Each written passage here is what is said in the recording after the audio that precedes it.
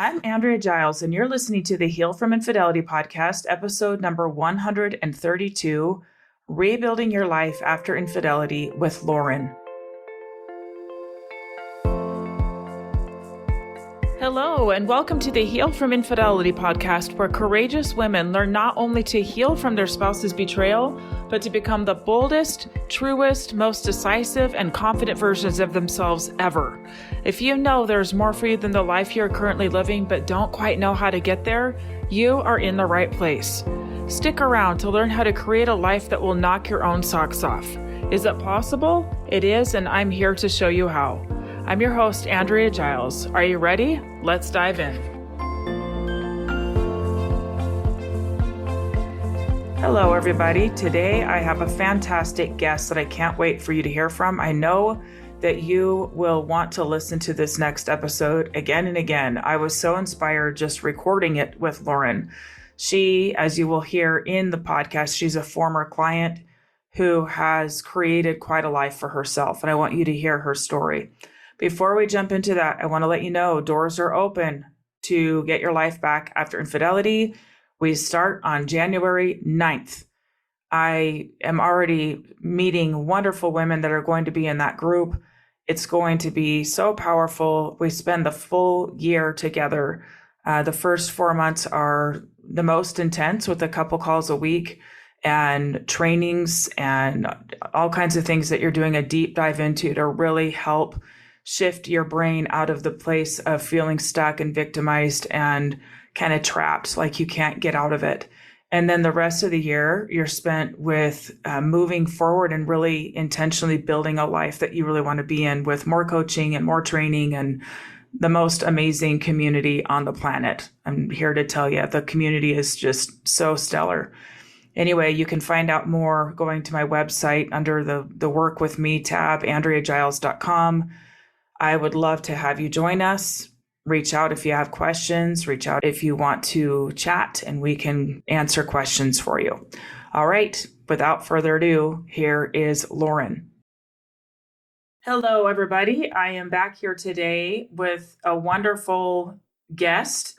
Lauren is actually a past client of mine that went through my NOAA 90 program, and she's amazing and has gone and built herself a really incredible life. And I wanted to bring her on today to tell you a lot about her own journey in hopes that it will help you on yours. So without further ado, welcome, Lauren. So happy to see you here. Thank you so much, Andrea. It's such an amazing joy for me to be able to share this story and my journey, just knowing where I was even 1 year ago. And all I can say is that the magic of time and patience and doing all the things to help yourself heal really does make a difference. Amazing. 1 year. 1 year. I will say, before we started recording, Lauren was giving me a little bit of an update, which we will share here as well. Amazing, amazing to see where she is now as opposed to a year ago. Just there's no limit to what we can do when we have the right tools, when we allow ourselves to heal in ways that are productive. Anyway, we're going to get into that. So without further ado, let's go ahead and talk, Lauren.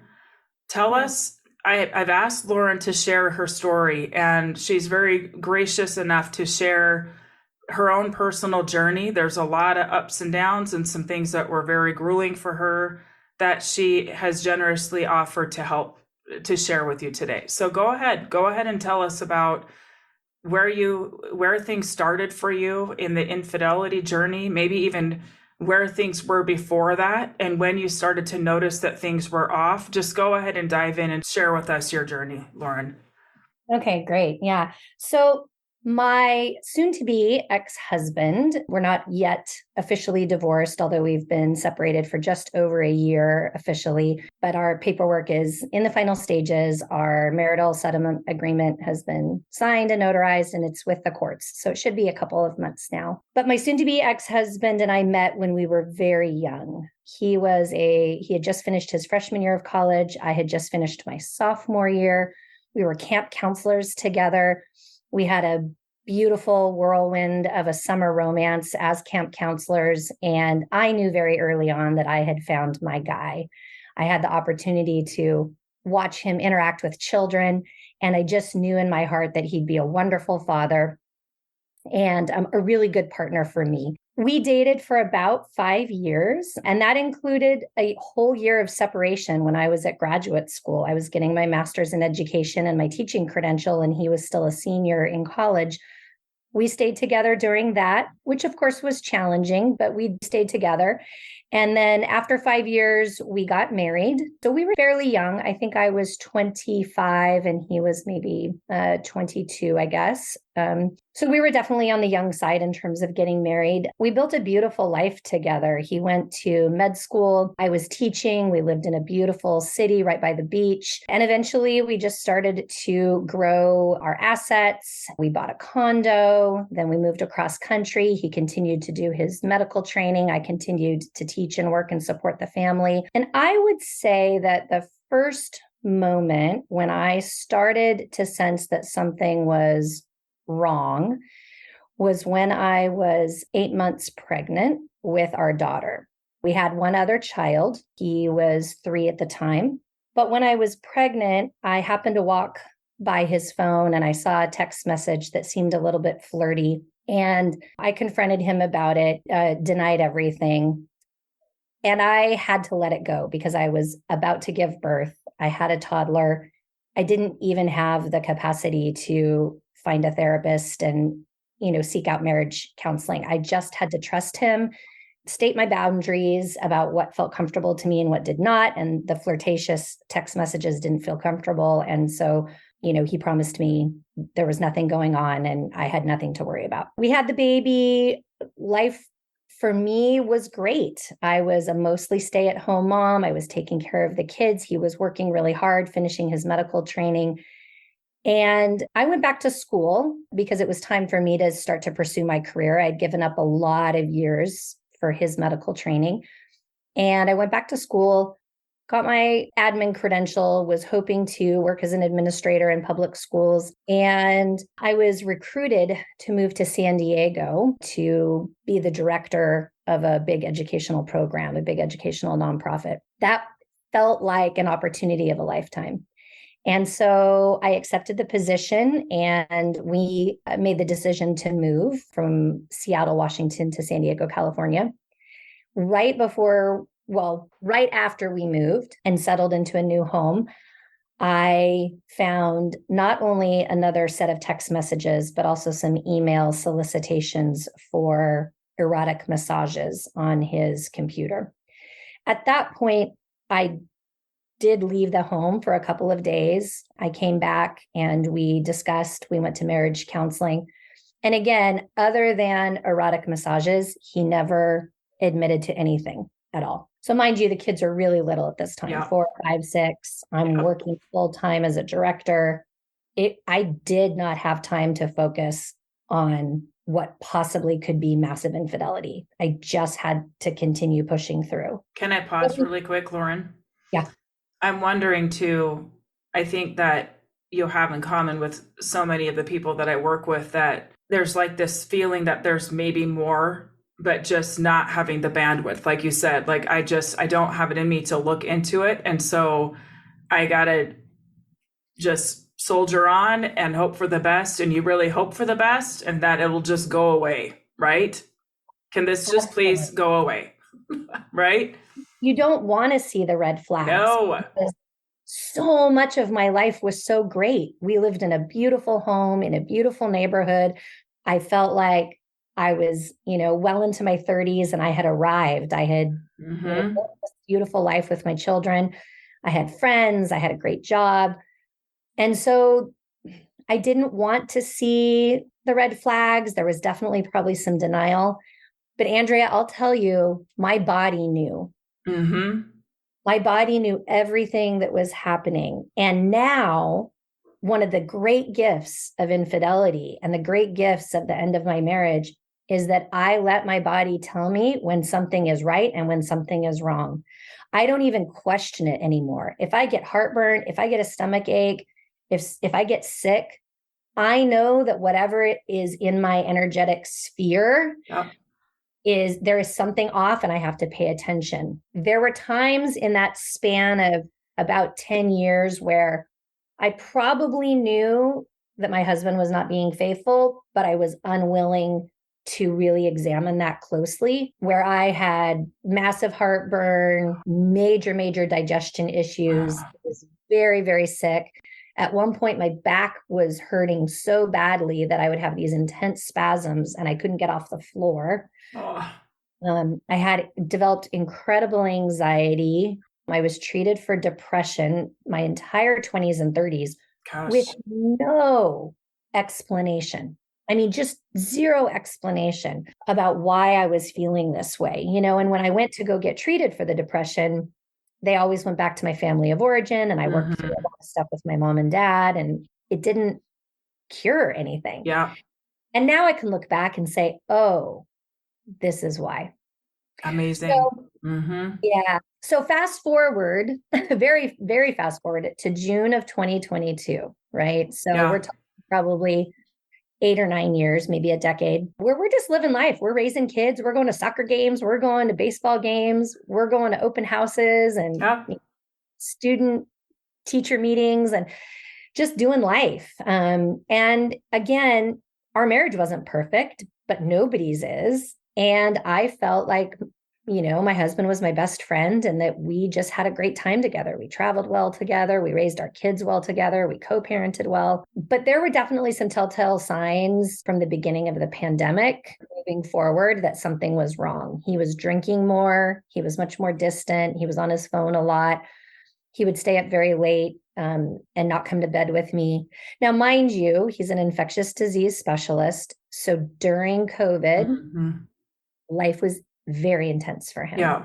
Yeah. He was on the front lines. And so I just kept the kids at home. We did not go anywhere. We kept him very, very safe by not getting ourselves sick.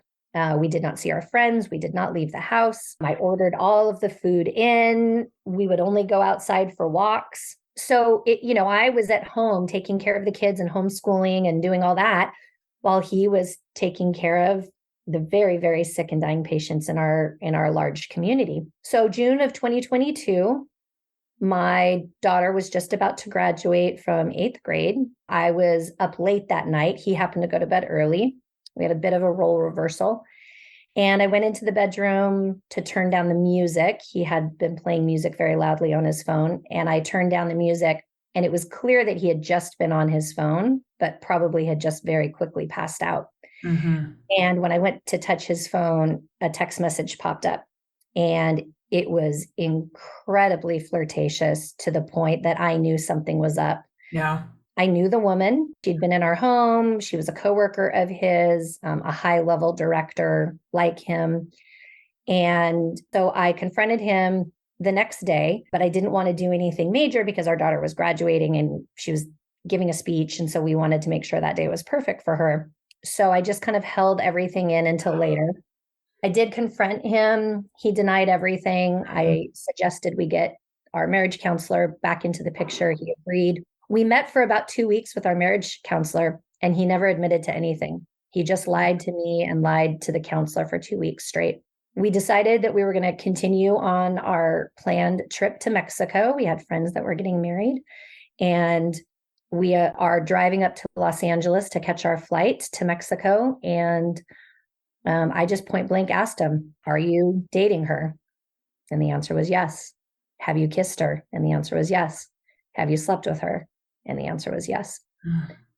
So at that point, I knew we were dealing with a full-fledged affair. And I think for him, it was this amazing cathartic release because he started to tell me everything. He admitted everything about the affair, which had lasted a bit over a year. It had started during COVID when they were setting up a clinic together. And we spent a week in Mexico. Interestingly enough, he went on a run, got very dehydrated, got very, very sick. I woke up one morning about 3 a.m. and I just knew that we had to leave. I trusted my gut, got up, and I said, we must leave. And so our flights, and we flew home. And as we were flying home, he started to feel very sick. A day later, he ended up testing positive for COVID for the first time and was sick for 2 weeks. I nursed him back to health at home. But on the way back, he ended up divulging everything to me, which included about 20 years of infidelity, basically our whole marriage. Conferences, he would meet random women at hotels. He seduced a couple of women at his work that were medical assistants. It was devastating, to say the least, to hear of absolutely everything that he had gotten away with over the years. Mm-hmm. And while my body definitely knew there was something going on, I will tell you, Andrea, I did not know. Right. And that is because he was extremely covert about it. Mm-hmm. He was an excellent liar. He can get away with so many things so easily. And I am a smart, savvy woman, and I did not see it. I want to interject here because I think this is really important for my listeners to hear, because it's so easy to go to the place of how did I not know, and judging ourselves and saying unkind things. And sometimes it is that it was right there in front of you and you didn't want to see it, right? Which is understandable too. Like we do that, right? And sometimes, like in your case, you knew there was something, but you had no idea at all the magnitude because of who you were dealing with, because of the ability to lie so well, right? And that is sometimes what kind of personality some of my clients are dealing with, is somebody who's an expert, like very, very good at it. Yeah. Where you couldn't have known. You couldn't have known. I think that one of the most helpful things that I did when I found out about the extent of the infidelity, I mean, we're talking regular trips to massage parlors, cashing checks that he would make from little surveys he would fill out so that none of the money could be traced back to a massage parlor, lots of pornography online, Mm-hmm. lots of reaching out online for those kinds of erotic experiences. All of that was happening when I, was asleep or when I was working, and we trusted each other. So we had a very, very trusting relationship, which meant that I did not check his phone. I did not check his laptop or email.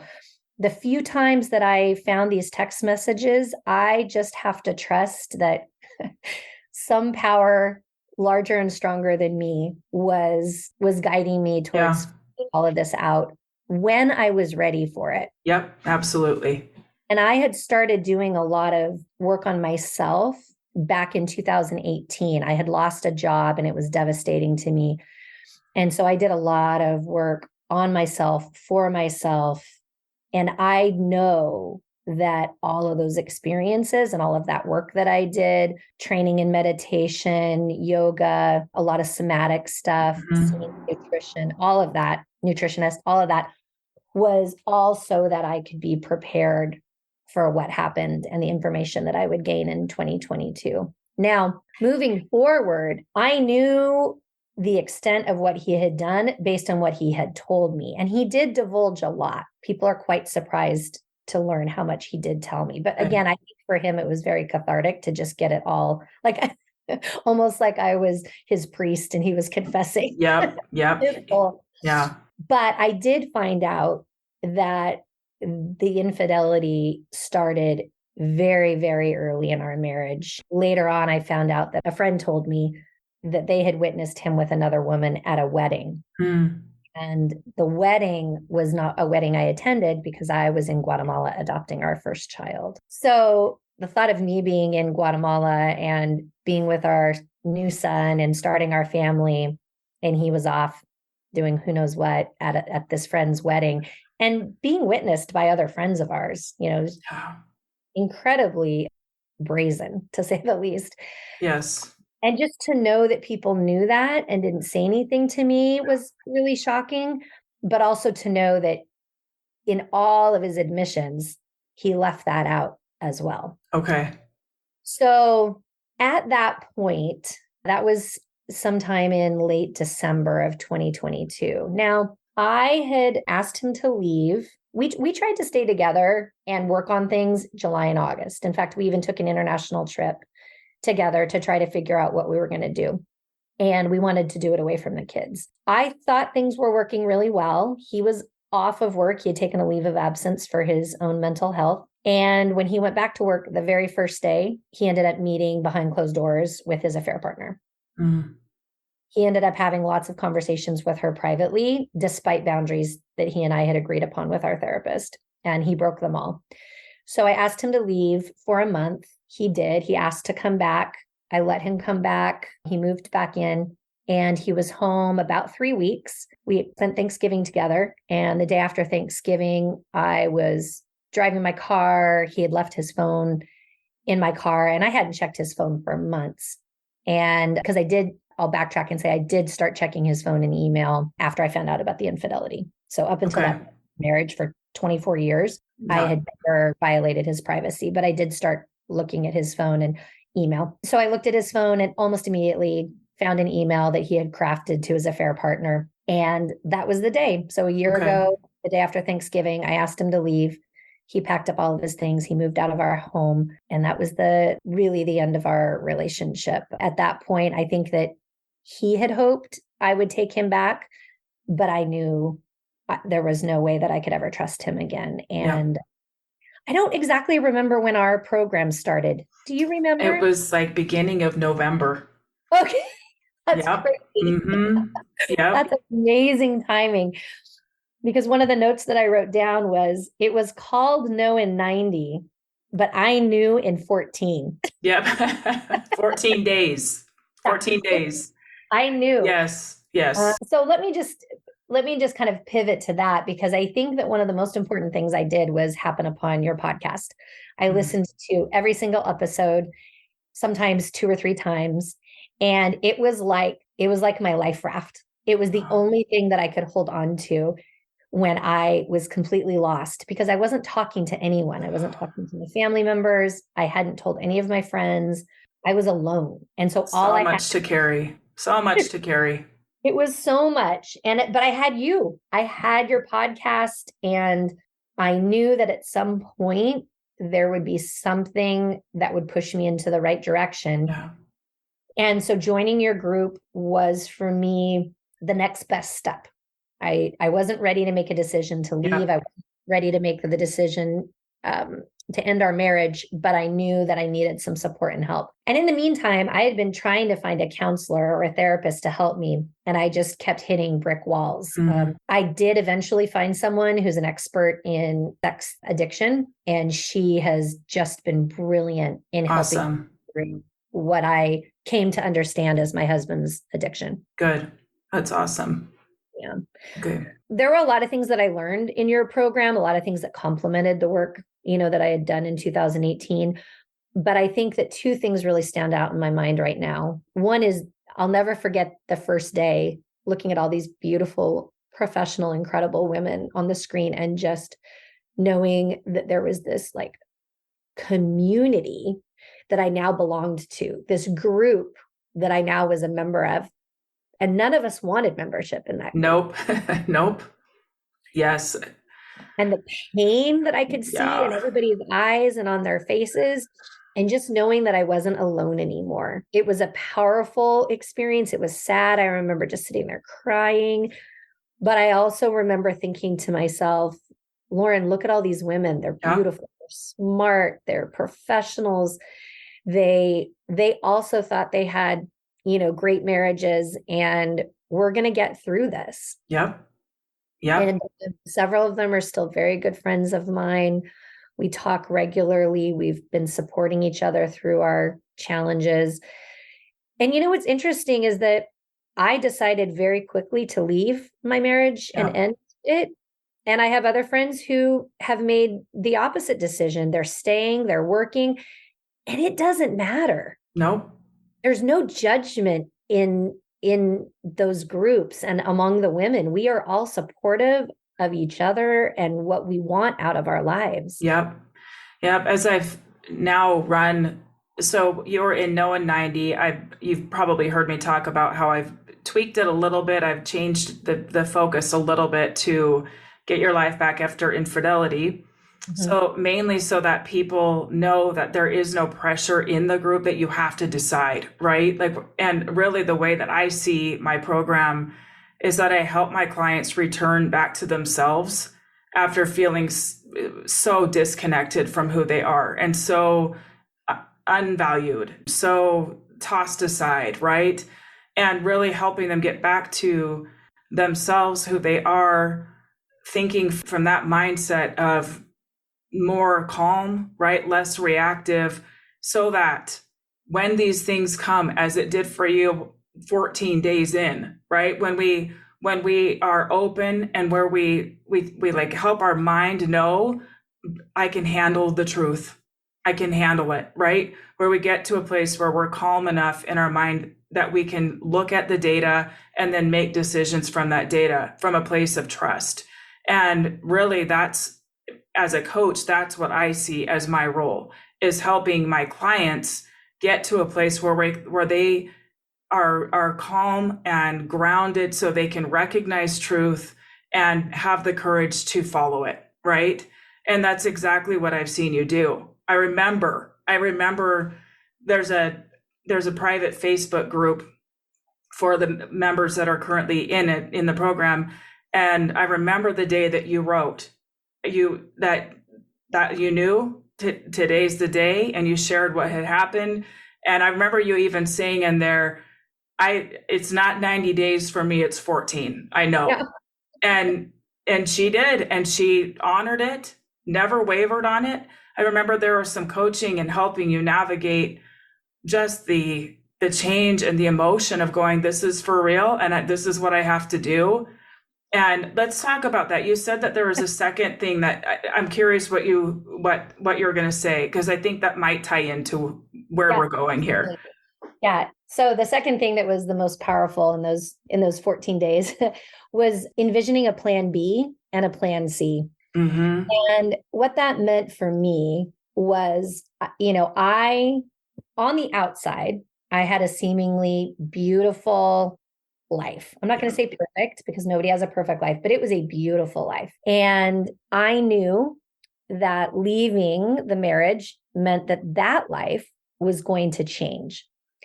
And I had to trust that the life that I could create for myself was going to be even more amazing and beautiful than the life that I was leaving. Mm-hmm. Now, for some women, that meant they had to accept that they were going to be leaving a marriage that looked one way because their marriage had to change. And I remember you saying that over and over and over.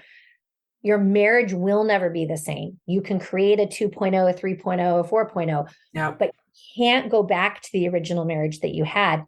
And what I realized for me, I didn't want a 2.0 or a 3.0. Yeah. I wanted my own life back. And living on my own for a couple of months made me realize that my life was more calm when I wasn't dealing with my soon to be ex's stress, anxiety, the way he lived his life. I just didn't have to take that on anymore. And I don't think that I cognitively or intellectually realized how much of his dysfunction in his life affected my body and my psyche.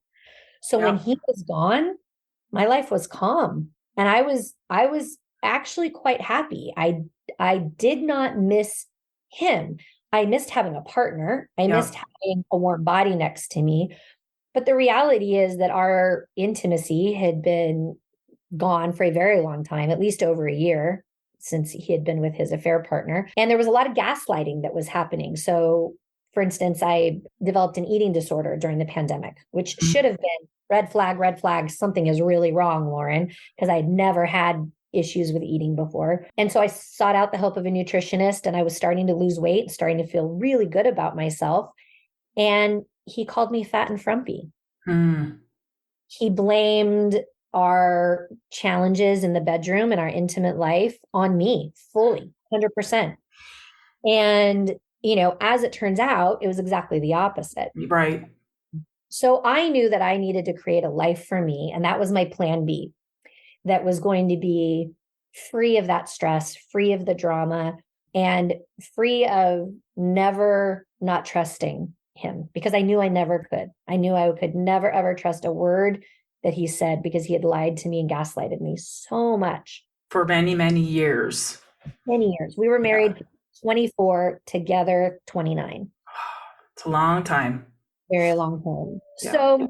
Yeah. So I made the decision that I was going to file for divorce. I told him in January of 2023, so the beginning of this year. And right before I told him, I was carrying that decision with me. And I actually was admitted to the hospital with unexplained pain in my abdomen and back. And I was in the hospital for 48 hours. They ran every test under the sun, every MRI, every scan, everything. I'm thankful at 49, perfectly healthy. Right. But all it was the emotional pain that I was carrying. It was totally psychosomatic. And I just told him right there in the hospital room, I said, I'm leaving you. We can't stay married. And that ostensibly was the beginning of, the divorce proceedings. Now, I will say that I am very, very grateful that we have resources that allowed him to rent an apartment for 6 months, and he was able to afford to live on his own while still supporting us. Yep. I absolutely know that that is not the case for a lot of people. And I know that that was a blessing that I had. So I stayed in the home. He rented an Airbnb for 6 months. And then plan B was that I was leaving him. Plan C was when I decided that I actually wanted to buy my own home. Which you did not have on the radar at first, right? I never thought it was possible. Mm. I could not envision that during plan B. Plan B was just simply file for divorce, figure out, how to end this marriage peacefully. We read Conscious Uncoupling together. And we decided that for our children, we were going to try to be as civil as possible. I'm not saying there weren't uncivil moments. There absolutely were, but we did do a very good job. Splitting our assets was actually quite easy. We hired a mediator, and we were able to treat everything as respectfully and fairly as possible. So for me, those things all went very, very smoothly. I also think I did my research. I interviewed 4 different lawyers. Wow. And I got a really good picture of what my rights were and what I should be asking for.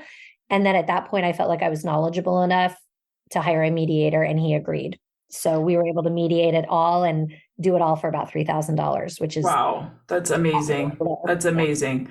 Okay, I want to pause here for a second and ask you a question. One of the things that I coach a lot around, whether people stay or go, is this piece of really understanding what your choice is, right? And really looking at what your options are. When you first made that first phone call to the first lawyer, was it scary? Everything about this has been scary. Yeah. Every step of the way, meeting with the lawyer for the first time, the second time, the third time, meeting with the mediator, getting the paperwork in my hands and signing it. Yep. Sitting down in meetings with him to divide our assets and decide how we wanted to co-parent and what custody was going to look like. Everything was scary. And I think that one of the second benefits of this whole experience to me as a human has been, I have literally faced one of the most devastating things in life that you can face. I have grieved an intense grief, and I have faced incredible fears. I think I could do anything right now. Yep. Right. I really believe I could do anything. Yep. Because I have gone through what I was the most scared of doing, which is moving out on my own and leaving my very comfortable lifestyle. And not only that, Lauren, but just the emotional part of all of this, of every single person I've ever worked with has their own unique meanings that they associate with the choices of their spouse, right? And for most of the people I work with, it hits on a really tender nerve of stories that are old and painful, and it exposes them. Yeah. And so in addition to the fear of the unknown, there's also this piece of those old stories rearing their head. And so that's why when I say infidelity can be a catalyst for intense, serious growth, right? Where you're like, don't mess with me. Yeah. Like, like if I can handle this, bring it, right? Because so my question for you is, with all of the things that you did, and we're not talking years ago. I want all of you to hear No. this. Do you hear the timeline? Like, this is all within the last 12 months here, like Yeah. radical growth. And tell me what stories about yourself you've had to confront, if you don't mind talking about that a little bit.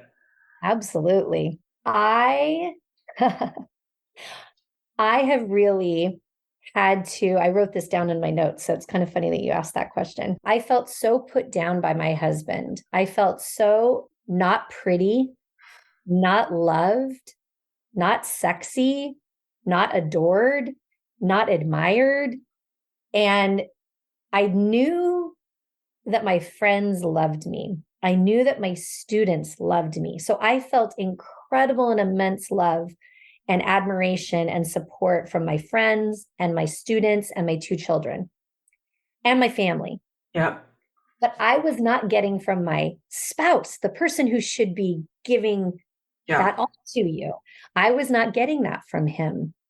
And so the stories that I had to shed, literally like a skin, was that I was unlovable, that I was not sexy, that I was never going to find a man again, that nobody would ever adore me and think that I was just, this amazing, beautiful human. I had a lot of shame. I carried so much shame that my husband would cheat on me. It must be a reflection of me.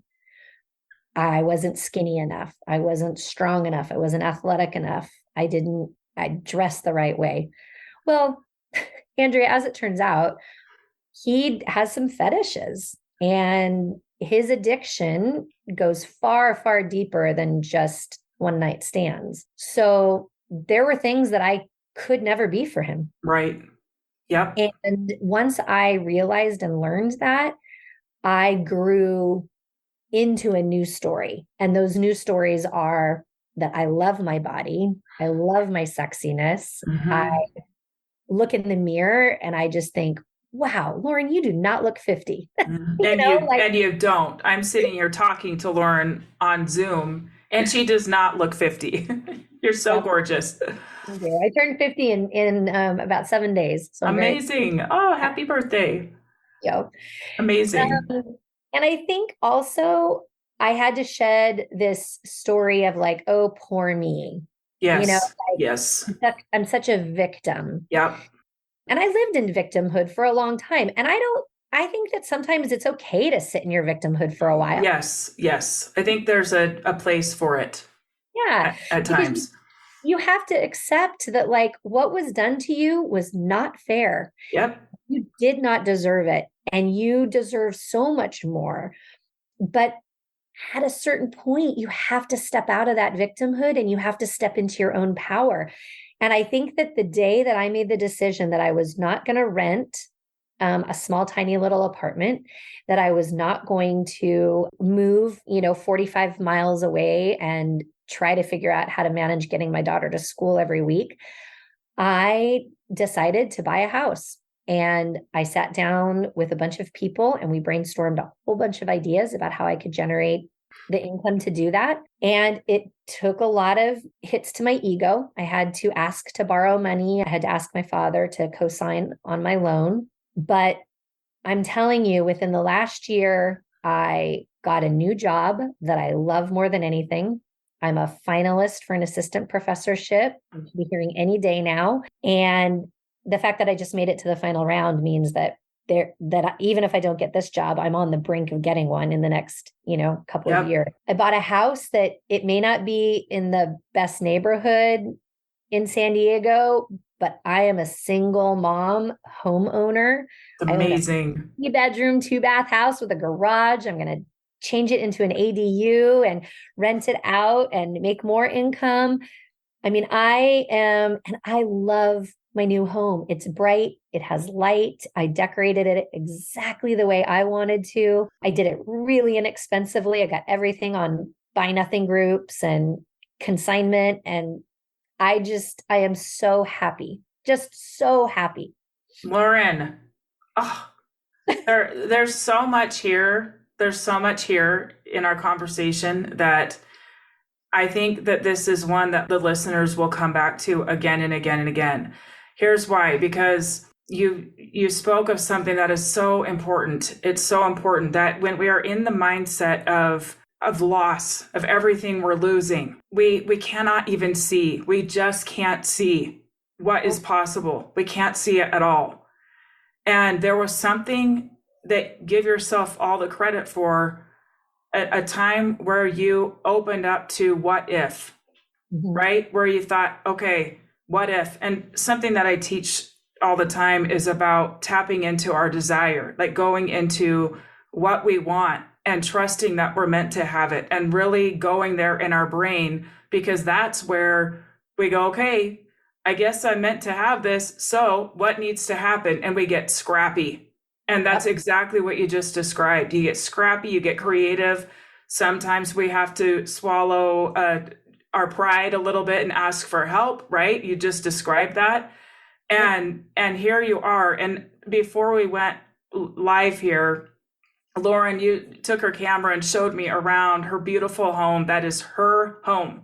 That is her home. And it was only a year ago, 1 year ago, that you were even going, okay, this is it. I need to divorce. And here you are. It's just astonishing and such an inspiration. I hope listeners that you're so encouraged by this, so encouraged by it. And let me say also that I'm not a very religious person, but I am a big believer that when you articulate and say out loud what it is that you want and what it is that you desire, that it comes back to you tenfold. Yep. So in terms of the house, when I made the decision that I was going to buy a house, everyone was a naysayer, including my mom and dad. And, God bless them. They continued to walk the path with me. But my mom kept saying to me, are you sure this is what you want to do? Are you sure? And I said, yes, Mom. I want to build equity in my name, for me, for my children. This is an important step for me to gain freedom. Yes. I've known my life with you and Dad, and then with Christian. There was only about a year and a half or 2 years where I was not with either them or with Christian. So Yep. For me, that's really important. Yep. So I sat down with my kids and I said, what do you want? My gosh, how amazing. They listed the things they wanted. I listed the things I wanted. And then I just started looking at houses to check out neighborhoods. I wasn't really looking at houses. I was checking out neighborhoods. Okay. And I was looking at neighborhoods that I could afford. Yep. And by afford, I mean like air quote afford. So we walked into a house in a neighborhood that seemed like maybe there might be some homes going up for sale. It was an older neighborhood. And I walked into the house and it was perfect. It was everything that my children and I had envisioned, right? But I wasn't ready. I didn't have my loan. Nothing was in place. And so I knew I wasn't going to get this home, but I was hopeful that I would get a home like it. So I told my real estate agent, this house is exactly what I want. So find me this house in the next 2 months and we're going to have the golden ticket. Mm-hmm. So on the back end, I did a lot of work in getting the loan. And let me say, that was not easy. There were a lot of tears. I hadn't had a job for 2 years that was, straight, consistent work because I'm an adjunct professor.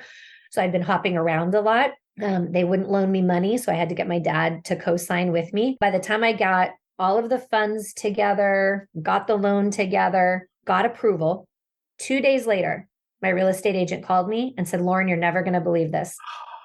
The house that you looked at 2 months ago just went back on the market. Oh my gosh. It had fallen out of escrow. Oh, and now it's yours. Now it's mine. Wow. So I really, truly believe that the work that we did together in talking about plan B, plan C, go as far as D or E, just start planning. I mean, I'm already working on my next plan. My next plan is in 2.5 years. All of the properties that we own, we're going to sell them when my daughter graduates from high school. And I get to go pick where I want to live. I'm going to buy a piece of property. I'm going to open up a bunch of different ranches. I'm going to start a business. I mean, there's a lot of dreaming that I've been able to do because I get to dream it by myself without the constraints or the stress or the worry of somebody else that I realized I was tiptoeing around Yes. to help him be happy. Yep. Yes. Because when he wasn't happy, the family wasn't happy. Yep. And when I stopped tiptoeing around, I realized I just had this vast, limitless potential. Just so powerful. And for listeners who are staying or going, this message is for everyone, right? And that in your recovery and you're moving forward, there has to be a focus on you. And then there's the part where you do build together if that's what you choose. And Lauren shared that she was willing, that's something that she originally thought that she wanted, right? Until it no longer, she would have to be kind of lying to herself of what she was okay with when she was not, and she knew she was not, right? And so you had to honor that and go, nope, I won't be able to trust you. But there has to be this space where, for so many of us, myself included, my pattern was to follow their career path, and I'll kind of take the crumbs, right? I'll just, whatever's left over, that's what I'll take. And he had great success, right? Great success, very, very good at what he did, all of that. But it took really going to this place, just like you're talking about, of digging deep and going, okay, Andrea, what do you want? What do you want? And having the courage to look, because for so many of us, we know that it's going to ruffle some feathers. We know that, like you, will have people that are like, really? Are you sure you want to do that? Right? But whether you stay or go, how the relationship, if you're staying, is going to heal is where there's truly room for both of you. And you will not know if there's room for both of you if you take up space yourself, unless you take up space yourself and really explore what it looks like to take up space and do it and practice it. And the simple phrase of that, actions bring clarity, right? You start moving, right? You start moving towards your dreams. What's the next best step? Just every day I ask myself, what's the next best step? And sometimes there were days where I could barely get out of bed. I mean, I'm not going to lie. I'm not painting this like cheery, sunny picture. The last 365 days, there's probably been at least half of them that I was in a puddle of tears. Yeah. Yes. Wrapped up in blankets in bed, crying with my therapist, crying with my best friend. But sometimes the next best step is to go take a walk, or to join a gym, or to, make yourself that really healthy salad, or to, take the bottles of wine that are in your house and give them to a friend and say, don't give these back to me. Right. Yes. Take them. Yeah. Making the step to get medical help if you need that. My daily meditation practice is invaluable in supporting and helping me through the tough times.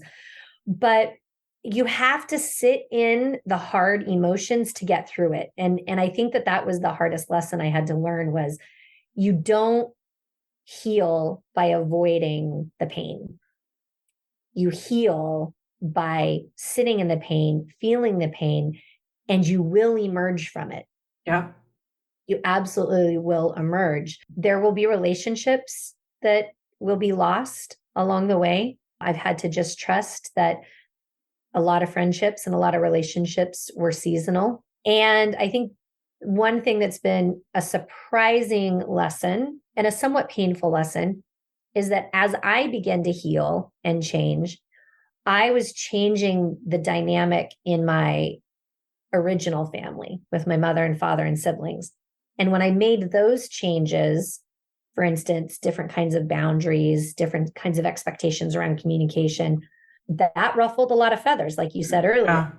Yeah. And so I've been both navigating the new relationship that I have with my soon-to-be ex-husband, and I'm also navigating interesting relationship dynamics with my original family. And at the end of the day, I think that we're all going to be stronger and more powerful, more knowledgeable, more loving people as a result. But when you take a step into your own power and you take your own space that is your right to have, you definitely ruffle feathers. Yep. Yep. I think of it as you're raising the bar for everyone around you, right? Yeah. And like the only way I can stay in this space and integrity is if we elevate the way that we've done things. And you speak to a really important point, that it's like when we're doing this work, where we can see the other areas in our lives where we've been willing to take the crumbs, where we've been not taking up as much space as is ours, to kind of try to keep the peace and hold on to those roles that we hold on to so tight, of being the good girl or whatever it is for us, right? And to really go, you know what, I'm not bringing this with me. And it's hard work, and it's the best work you'll ever do. Yeah, you're a testament to it. It's so amazing to hear you share all of this, and I know people need to hear it. It's beautiful, beautiful, Well, beautiful. I Thank do you, want Lauren. I do want to say just one more thing, and that is about the children. I think that I was just reflecting on it. And one of the things that I was the most afraid of was the impact this would have on my kids. And I know you spoke to this a lot. Yep. And I had, at the time, my son was 18 going off to college. He was a senior. I was afraid of ruining his senior year. And then my daughter was a freshman in high school. And I was really concerned what it would be like for her in her busy life in high school to have to go back and forth between the houses. Telling the kids was probably the hardest part Yep. of all of this, but kids are amazingly resilient. And I knew mine could be, I just didn't want them to have to be. Yes. Yes. Right. Yep. And we have just been very open. We talk about everything. My daughter's in therapy. That's been really helpful and supportive. They have stayed in contact with each other, even though my son is off at college. I communicate with them regularly. When things get tough, we talk about it. Yes, I want to be really honest. It was devastating to have to share custody of my daughter. I didn't become a mother to become a 50-50 mom. Yeah. But I'm also grateful that they both have a relationship with their father that is getting better and better and better. And it's getting better because I do think that he is doing some work to repair some of the damage that he did with them. We just celebrated my son's 19th birthday together. It was the four of us. We went out to dinner and it was lovely and civil. And again, I'm very grateful that he's willing to co-parent with me in the way that he has been able to and the way he's supporting us. But at the end of the day, what has been said over and over and over, and I just had to trust it was true, that when you are a happy parent, you are a better parent, whether you're married or not. Yep. And I was unhappy for so long. And just the other day, my daughter said to me, Mom, I am glad you and Dad did not stay together. Had you stayed together knowing what you knew, you would have been miserable and unhappy, and it would have been a very uncomfortable existence. She said, yeah, it's tough switching every week. It's hard. She goes, but I'm getting used to it. And I love your home. And I love the life that we're building together. Amazing. Of course, none of us want this for our kids, right? But you're sure teaching them beautifully. And as you were talking about, I didn't become a mother to have them half the time, right? Of course, right? And such a hard adjustment to not seeing your kids every day. But I think that when we look at a lot of what we want to do for our kids is have a really strong impact that will help shape their life, right? And look at the impact you're having. It's not about time. It's not about your body in the house, right? It's about the impact and how we show up to our kids, the intention and presence. And it sure is hard to be present when your entire being is consumed with the actions of another person, right? And so, yeah, thank you for sharing that. I know that's such a huge, huge fear for for my listeners. And I remember being there, I remember being there. It was crushing so hard. And the hardest part about it for me as well was around the kids. So I appreciate you talking about it, especially as it is a recent thing that you are navigating, right? It's still relatively new and you are doing it so gracefully. So Lauren, I've had you on for a while. I know we could go on and on and on. This conversation has been so powerful, so wonderful. Thank you so much for being here. Before we go, anything else that you want to leave with my listeners? Well, I would just say that you have to, it's kind of cliche, but you only have one life. Yep. You have one life. You have a very brief amount of time on this planet. And it is so important to live it in joy and happiness and peacefulness and calmness. And whatever it takes to get there is what you should do. Amen. Amen. Could not agree more. Yes. Yeah. Thank you so much, Lauren. Thank you so much. I so appreciate you being here. Thanks for having me, Andrea.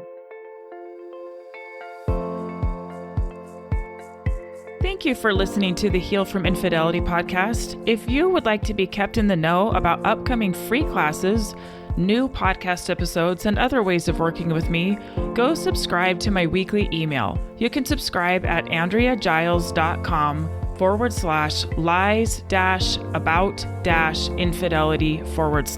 Again, it's andreagiles.com/lies-about-infidelity/. I will see you next time.